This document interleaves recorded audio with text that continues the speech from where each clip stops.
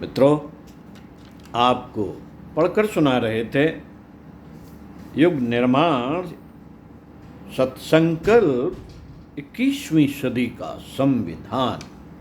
मन को कुविचारों और दुर्भावनाओं से बचाए रखने के लिए स्वाध्याय एवं सत्संग की व्यवस्था रखे रहेंगे। पृष्ठ 20 से सुनते हैं क्रमशः। व्यक्ति के मन मस्तिष्क में इस जन्म की ही नहीं, जन्म जन्मांतरों की विकृतियां भरी रहती हैं। न जाने कितने कुविचार, कुवृत्तियां एवं मूढ़ मान्यताएं हमारे मन मस्तिष्क को घेरे रहती हैं। ज्ञान पाने अथवा विवेक जागृत करने के लिए आवश्यक है कि पहले हम अपने विचारों एवं संस्कारों को परिष्कृत करें। विचार एवं संस्कार परिष्कार के अभाव में ज्ञान के लिए की गई साधना निष्फल ही चली जाएगी। उन्नति एवं प्रगति की आधारशिला मनुष्य के अपने विचार ही हैं। विचारों के अनुरूप ही उसका जीवन बनता बिगड़ता है। विचार सांचे की तरह हैं जो मनुष्य को अपने अनुकूल ढाल लिया करते हैं। मनुष्य का जो भी रूप सामने आता है वह विचारों का प्रतिबिंब हुआ करता है। अपने आंतरिक एवं बाह्य जीवन को तेजस्वी, प्रखरतापूर्ण तथा पुरोगामी बनाने के लिए अपनी विचार शक्ति को विकसित, परिमार्जित करना होगा। यह कार्य उन्नत विचारों के संपर्क में आने से ही पूरा हो सकता है। ऊर्ध्वगामी विचारधारा स्वाध्याय और सत्संग के माध्यम से प्राप्त की जा सकती है। आत्मिक विकास एवं आत्म शिक्षण के लिए स्वाध्याय एवं सत्संग दो ही मार्ग हैं। आज की परिस्थितियों में स्वाध्याय ही सबसे सरल मार्ग है।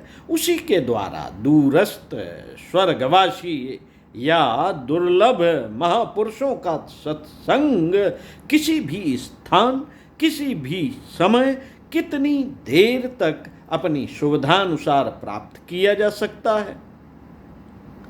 उच्च कोट के विचारों की पूंजी अधिकाधिक मात्रा में जमा किए बिना हम ना तो अंतःकरण को शुद्ध कर सकते हैं और ना उच्च मार्ग पर अग्रसर होने के लिए प्रेरणा प्राप्त कर सकते हैं।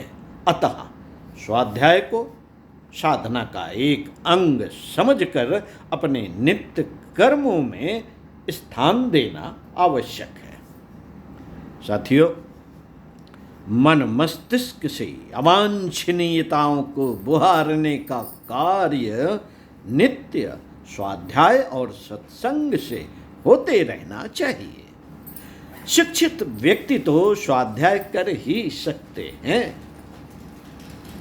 अशिक्षित तथा जिनका मन स्वाध्याय में नहीं लगता, उन लोगों के लिए सत्संग ही एक उपाय है। विचारणा पलटते ही जीवन दिशा ही पलट जाती है। स्वाध्याय एवं सत्संग विचारों को स्थापित करते हैं, परंतु आज सत्संग की समस्या विकट हो गई है। अतः जिन महान आत्माओं का सत्संग लाभ लेना चाहें, उनके द्वारा लिखे विचारों का स्वाध्याय तो किया ही जा सकता है। स्वाध्याय एक प्रकार का सत्संग ही है।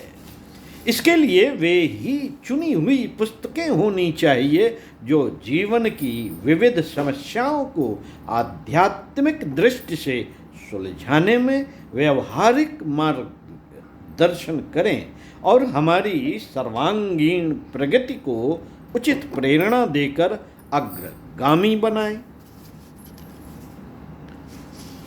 स्वाध्याय, सत्संग, चिंतन एवं मनन, इन चारों आधारों पर मानसिक दुर्बलता को हटाना और आत्मबल बढ़ाना निर्भर करता है। स्वाध्याय, सत्संग, चिंतन, मनन, इन चारों आधारों पर मानसिक दुर्बलता को हटाना और आत्मबल बढ़ाना निर्भर करता है। स्वाध्याय के अभाव में मन की न जड़ता जाती है न संकीर्णता, गंदगी, मूढ़ता एवं विषयाशक्ति से छुटकारा मिलता है। स्वाध्याय के लिए समय निकालना ही पड़ेगा। इसके लिए छोटा सा आध्यात्मिक पुस्तकालय अपने अपने घरों में शिक्षित लोग बना सकते हैं। पुस्तकें तो मांगकर भी पढ़ी जा सकती हैं। ज्ञान लेना और देना दोनों ही पुण्य कार्य समझकर किए जा सकते हैं। अपने परिवार में साप्ताहिक सत्संग किया जा सकता है। इसके लिए अखंड ज्योति, युग निर्माण योजना अथवा प्रज्ञा पुराण के प्रेरणाप्रद अंश पढ़कर सुनाए जा सकते हैं। साप्ताहिक गोष्ठियां एवं सत्संग विचारधारा को परिष्कृत करने के लिए महत्वपूर्ण समझना चाहिए। साथियों, सदग्रंथ जीते जागते देवता होते हैं। उनका स्वाध्याय करना उनकी उपासना करने के समान ही है। भोजन से पूर्व साधना व शयन से पूर्व स्वाध्याय का क्रम सुनिश्चित रूप से चलना चाहिए। सदकर्मों को प्रेरणा देने वाले दो ही अवलंबन है, सद्विचार और सद्भाव। सद्विचार स्वाध्याय से और सद्भाव उपासना से विकसित व परिपुष्ट होते हैं। यह आत्मिक अन्न जल हमारी आत्मा को नित्य नियमित रूप से मिलता रहना चाहिए। इसे आत्मा और परमात्मा की जीवन और आदर्श के मिलन समन्वय की पोषण साधना कहा जा सकता है। स्वाध्याय के बिना विचार परिष्कार नहीं। स्वाध्याय के बिना विचार परिष्कार नहीं। विचार परिष्कार के बिना विवेक नहीं और विवेक के बिना ज्ञान नहीं।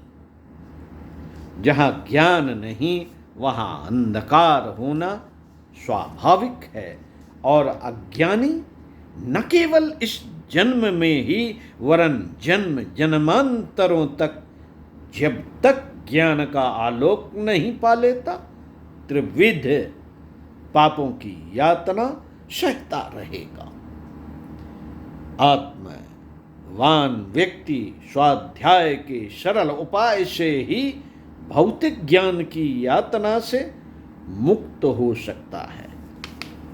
पंडित श्री राम शर्मा आचार्य अगले वीडियो में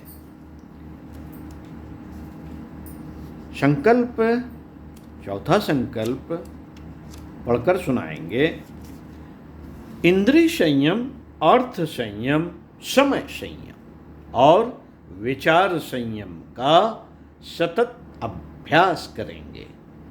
ओम शांति। सुनते रहिए कुछ अच्छा और पढ़ते रहिए कुछ अच्छा।